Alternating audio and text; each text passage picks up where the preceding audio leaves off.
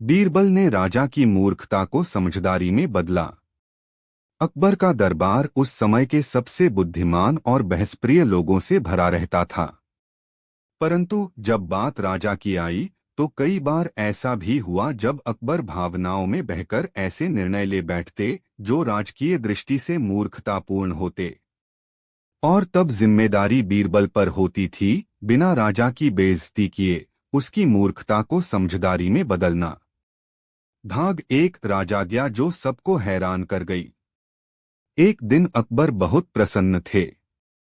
उन्होंने अपने मन में एक विचार लाया, क्यों न हर गांव को आदेश दिया जाए कि वे हर महीने राजधानी को एक एक हाथी उपहार में भेजें। बिना सलाह लिए उन्होंने घोषणा कर दी, प्रत्येक गांव से एक हाथी हर महीने राजधानी पहुंचेगा, यह आदेश है। जो गांव आदेश नहीं मानेगा उसका कर दोगुना कर दिया जाएगा। पूरा दरबार सन्न हो गया। बीरबल कुछ क्षणों तक शांत रहे, फिर उन्होंने सिर झुका लिया। क्या बात है बीरबल? अकबर ने पूछा। बीरबल मुस्कराए, महाराज, यह आदेश अनोखा है, परंतु क्या मैं एक छोटी यात्रा की अनुमति पा सकता हूं? जाओ बीरबल, पर जल्दी लौटना। भाग दो बीरबल की मूर्ख योजना। बीरबल 2 दिन में लौटे। साथ में एक पिटारा था जिसमें आम जनता की चिट्ठियां थीं। उन्होंने दरबार में आकर कहा, महाराज, मैं भी एक योजना लाया हूं, क्यों न प्रत्येक व्यक्ति को आदेश दिया जाए कि वह महीने में एक बार चांद पर पत्थर फेंके ताकि चांद गोल रहे। अकबर चौंक पड़े। ये कैसी मूर्खता है बीरबल? बीरबल गंभीर होकर बोले, जैसे गांव वालों को हर महीने एक हाथी भेजना होगा, वैसे ही ये भी तो एक फरमान है। चांद पर पत्थर फेंकना और राजधानी को हाथी भेजना दोनों ही असंभव और अनावश्यक हैं। दरबार में हंसी छूट गई, लेकिन अकबर को अपनी भूल समझ में आने लगी। भाग 3 मूर्खता से उत्पन्न हुआ विद्रोह। इधर गांव वालों में डर और क्रोध था। गरीब गांव एक हाथी पाल भी नहीं सकते थे, तो भेजना कहां से संभव होता। कुछ गांव वालों ने कर देना बंद कर दिया, कुछ छिपने लगे और कुछ सड़कों पर उतर आए। विद्रोह फैलने लगा। अकबर को तब समझ आया कि यह आदेश राज्य के लिए खतरा बनता जा रहा है। वे बीरबल के पास आए और बोले, बीरबल, इस समस्या को सुलझाओ। मैं नहीं चाहता कि लोग मुझे मूर्ख समझें। बीरबल मुस्कराए, महाराज, आपको मूर्ख कोई नहीं समझेगा अगर आप स्वयं मान लें कि यह आदेश एक परीक्षा थी। कैसी परीक्षा? भाग 4 बीरबल का राजनीतिक नाटक। अगले दिन बीरबल ने राजधानी के मुख्य चौराहे पर ढोल बजवाए और घोषणा की, महाराज अकबर ने जो आदेश दिया था वह एक परीक्षा थी, यह देखने के लिए कि कौन सा गांव सबसे पहले विद्रोह करता है और कौन आंख मूंदकर आदेश मानता है। जो गांव सोचता है और विरोध करता है वही समझदार है। पूरे राज्य में यह बात फैल गई। जो लोग डर रहे थे वे खुद को समझदार समझने लगे। जो विद्रोह कर रहे थे वे गर्व महसूस करने लगे। अकबर ने अगले दिन दरबार में कहा, हमारा उद्देश्य जनता की सोचने की क्षमता परखना था। बीरबल ने योजना को सफल बनाया। दरबार ने तालियां बजाईं। भाग 5 एक और परीक्षा, बीरबल की समझदारी। कुछ समय बाद अकबर ने फिर एक विचित्र आदेश जारी किया। सभी दरबारी महीने में एक बार अपने कपड़े उल्टे पहनकर आएंगे ताकि ईमानदारी की पहचान हो सके।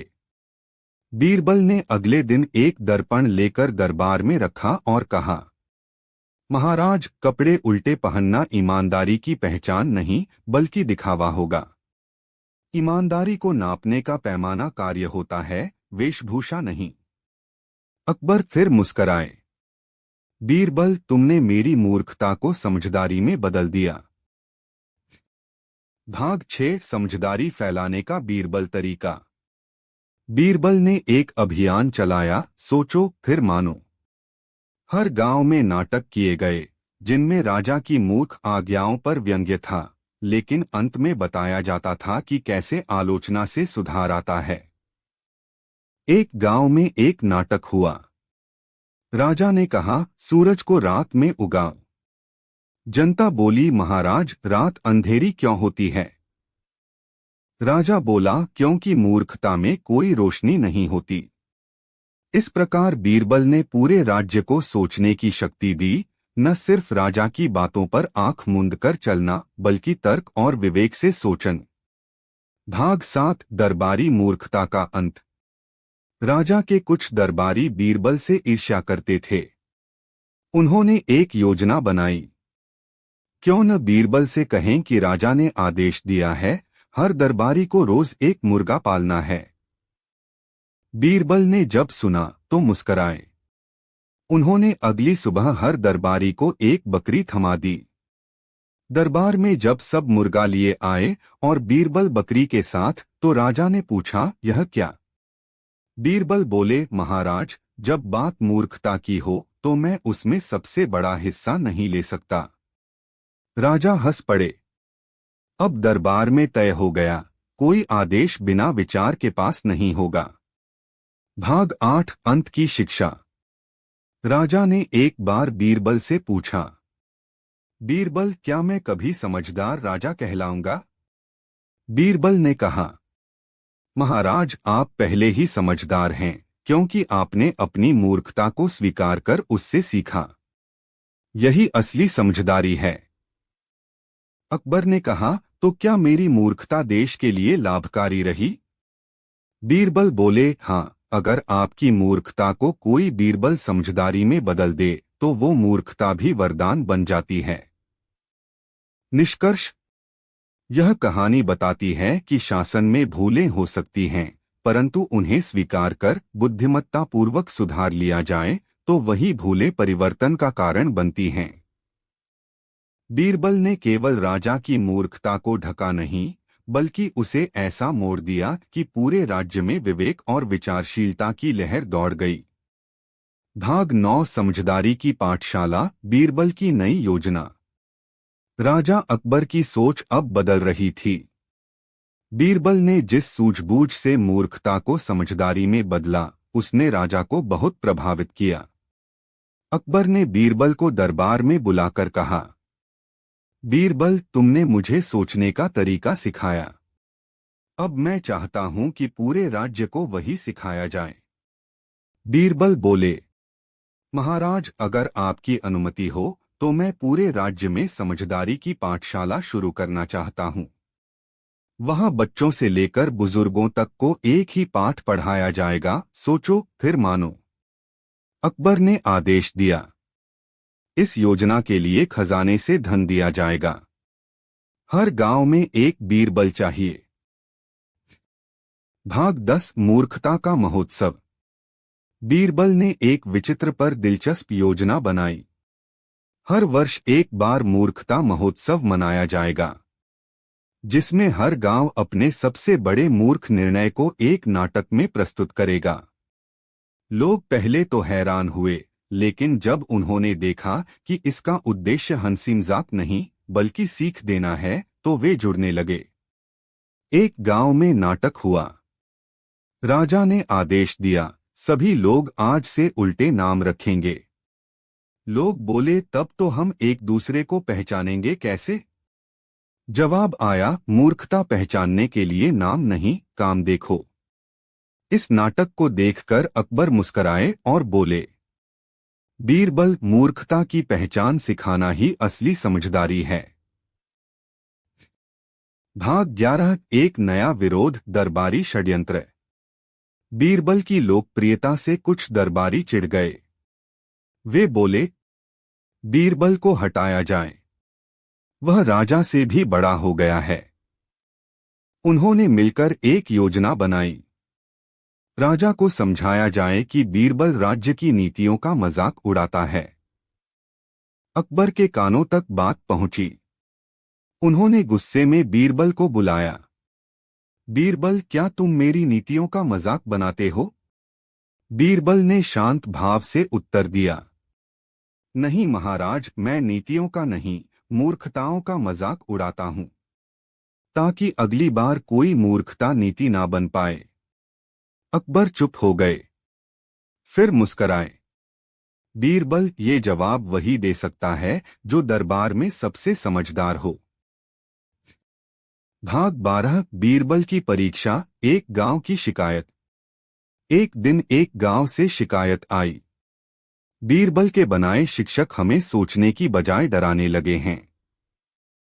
वे कहते हैं कि अगर हम सवाल पूछेंगे तो देशद्रोही कहलाएंगे। अकबर चौंके, बीरबल को बुलाया। बीरबल बोले, महाराज, शायद जिन शिक्षकों को भेजा गया उन्होंने सोचों का मतलब डरो बना लिया। मैं स्वयं वहां जाकर सत्य जानना चाहता हूं। बीरबल गांव पहुंचे। वहां उन्होंने देखा, शिक्षक राजा की निंदा न करने की सीख दे रहे थे, सोचने की नहीं। बीरबल ने सबको बुलाकर कहा, सवाल पूछना गुनाह नहीं, समाधान का रास्ता है। अगर राजा को सवाल पसंद नहीं तो वह राजा नहीं, तानाशाह है। लेकिन अकबर सवालों को पसंद करते हैं क्योंकि वह अब समझदार हो गए हैं। गांव वालों ने तालियां बजाईं। बीरबल ने तुरंत उन शिक्षकों को बदल दिया। भाग 13 मूर्खता का पत्थर। राजा अकबर ने बीरबल को एक दिन एक बड़ा पत्थर दिखाया और कहा, यह मूर्खता का प्रतीक होगा। हर साल जिसे सबसे मूर्ख निर्णय का दोषी पाया जाएगा उसके पास यह पत्थर जाएगा। बीरबल बोले, बहुत सुंदर विचार है महाराज, पर पहले यह पत्थर किसे दिया जाएगा? अकबर ने मुस्कराते हुए कहा, पहले साल के लिए यह पत्थर मुझे दो। मैंने जो हाथी वाला फरमान निकाला था वो सबसे बड़ी मूर्खता थी। बीरबल ने कहा, महाराज, मूर्खता को स्वीकारना सबसे बड़ी समझदारी है। अब यह पत्थर शायद हमेशा खाली ही रहेगा। भाग 14 राजा और किसान समझ का परीक्षण। एक दिन एक गरीब किसान दरबार में आया और बोला, महाराज, मैंने 5 साल मेहनत से फसल उगाई, लेकिन कर वसूली इतनी ज्यादा थी कि मेरे पास कुछ बचा ही नहीं। क्या यही समझदारी है? अकबर चुप हो गए। बीरबल ने कहा, महाराज, यह किसान राज्य का आईना है।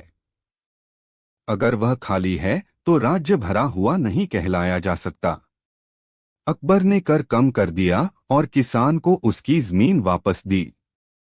अब दरबार में कोई भी सवाल पूछने से डरता नहीं था, क्योंकि अब समझदारी शासन कर रही थी, मूर्खता नहीं। भाग 15 बीरबल की अंतिम सीख। एक शाम राजा अकबर और बीरबल अकेले महल के बाग में टहल रहे थे। अकबर ने पूछा, बीरबल, अगर मैं फिर से कोई मूर्खतापूर्ण निर्णय लूं तो क्या तुम फिर मेरा मजाक उड़ाओगे? बीरबल मुस्कराए और बोले, नहीं महाराज, मैं आपका मजाक नहीं, आपकी समझ बढ़ाने की कोशिश करूंगा, जैसे हर बार करता आया हूं। अकबर बोले, अगर तुम्हारे जैसे बीरबल हर राजा के पास हो तो शायद कोई मूर्खता कभी राज्य में जन्म ही ना ले।